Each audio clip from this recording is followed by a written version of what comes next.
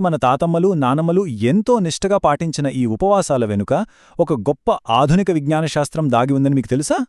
అసలు మన దేహాన్ని ఈ ఉపవాస నియమాలు ఎలా హీల్ చేస్తాయో ఈరోజు మనం లోతుగా తెలుసుకుందాం. ముందుగా నాదొక ప్రశ్న. మన పండుగలంటే కేవలం కొత్త బట్టలు, పిండి వంటలు, సంబరాలు మాత్రమేనా? లేక వాటి వెనుక మన శరీరాన్ని రిపేర్ చేసే ఒక లోతైన వైద్యశాస్త్రం దాగి ఉందా? నిజం చెప్పాలంటే సనాతన ధర్మంలోని ప్రతి పండుగ వెనుక మన బాడీని, మైండ్ని నయం చేసే అద్భుతమైన సైన్స్ దాగి ఉంది. ఇదంతా వింటుంటే ఆశ్చర్యంగా ఉంది కదా? మరెందుకు ఆలస్యం, ఆ పూర్తి వివరాలేంటో చూద్దాం. అసలు సంస్కృతంలో ఉపవాసం అంటే అర్థమేంటో తెలుసా? ఉప అంటే దగ్గరగా, వాసం అంటే ఉండటం. అంటే దైవానికి లేదా మనలోని ఆధ్యాత్మికతకు దగ్గరగా ఉండటం అని అర్థం. అంతేకాని కడుపు మార్చుకుని ఆకలితో అలమటించటం అస్సలు కాదు. ఇది మన మనస్సుని క్రమశిక్షణలో ఉంచే ఒక అద్భుతమైన ప్రక్రియ. కేవలం ఫుడ్ మానేయడం కంటే మన మైండ్ని ప్రశాంతంగా ఉంచుకోవడమే ఇక్కడ అసలైన పాయింట్. మనలో చాలామందికి చిన్ననాటి జ్ఞాపకాలు గుర్తొస్తూనే ఉంటాయి. ఏకాదశి వచ్చిందంటే చాలు పెద్దవాళ్లు ఎంతో నిష్ఠగా విష్ణుమూర్తి కోసం ఉపవాసం ఉండేవారు. అలాగే శివరాత్రికి ఆ పరమశివుని కోసం, నవరాత్రులలో అమ్మవారి కోసం ఉపవాసాలు చేసేవారు. ఇవన్నీ మనం చూస్తూనే పెరిగాం కదా. ఇవి కేవలం భక్తితో చేసే ఆచారాలు కావండి. మన శరీరాన్ని, మనస్సును లోపలి నుంచి శుద్ధి చేసే ఒక పవర్ఫుల్ డీటాక్స్ ప్రాసెస్ అని ఇప్పటి మోడర్న్ రీసెర్చ్లు కూడా పదే పదే చెబుతున్నాయి. ఇక్కడొక చిన్న క్లారిటీ ఇస్తాను. ఆరోగ్యకరమైన ఉపవాసానికి, బలవంతంగా పస్తులుండటానికి చాలా పెద్ద తేడా ఉంది సుమా. హెల్తీ ఫాస్టింగ్ అనేది బాడీని హీల్ చేస్తుంది, శరీర వ్యవస్థను బ్యాలెన్స్ చేస్తుంది. కాని ఏమీ తినకుండా కడుపు మార్చుకోవడం వల్ల మన అవయవాలు తీవ్రంగా దెబ్బతింటాయి. ఉపవాసం అనేది ఎప్పుడు మొదలుపెట్టాలో, ఎప్పుడు ఆపాలో ఖచ్చితంగా తెలిసిన ఒక కంట్రోల్డ్ సైంటిఫిక్ ప్రాసెస్. అసలు మన జీర్ణ వ్యవస్థకు కొంచెం రెస్ట్ ఇచ్చినప్పుడు మన బాడీలో ఏం జరుగుతుందో తెలిస్తే మీరు నిజంగా ఆశ్చర్యపోతారు.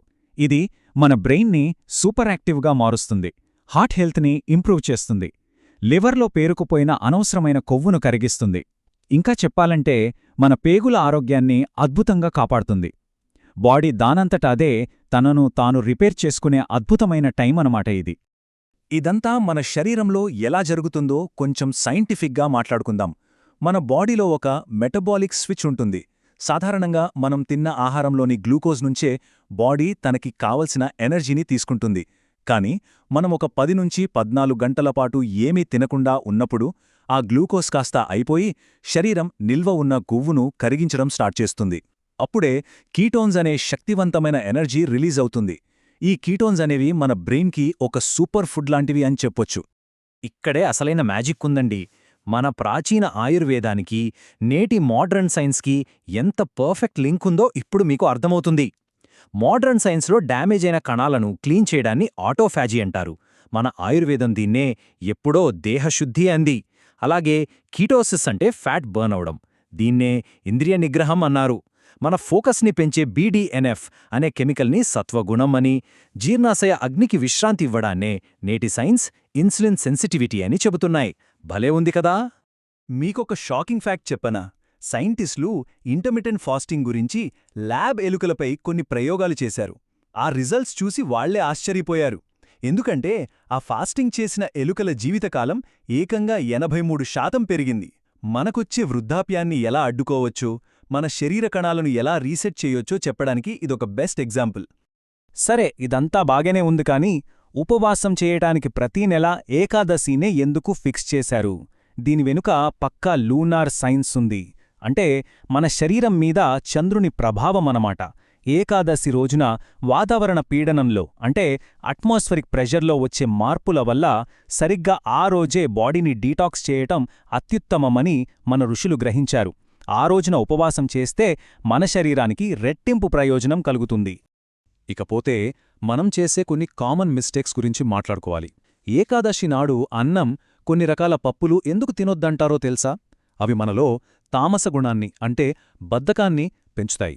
అలాగే ఫాస్ట్ బ్రేక్ చేసేటప్పుడు ఒకేసారి లీటర్ల కొద్దీ నీళ్లు తాగేయడం లేదా కార్బోహైడ్రేట్స్ ఎక్కువగా ఉండే ఆహారాన్ని విపరీతంగా తినేయడం అస్సలు చేయకూడదు.